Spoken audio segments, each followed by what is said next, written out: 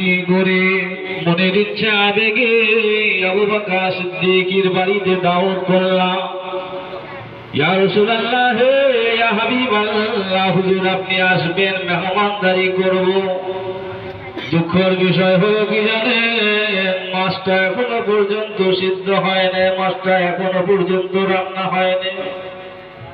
ও আবু বকর,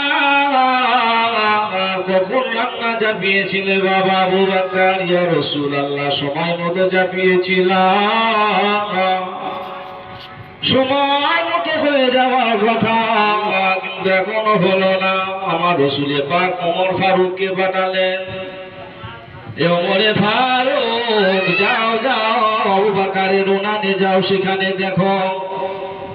ভাই আবু বকর চলেন, সেখানে গিয়ে দেখলেন মাছটা যেমন অবস্থায় চাপিয়েছেন তেমন অবস্থা দিয়ে আছে। রাসূল পাককে খবর দেয়া হলো, ইয়া রাসূলুল্লাহ ইয়া হাবিবাল্লাহ, হুজুর ও দয়ার নবী রাহমাতুল লিল আলামিন, মাছ তো যেমন তেমনই আছে, সিদ্ধ হয়নি।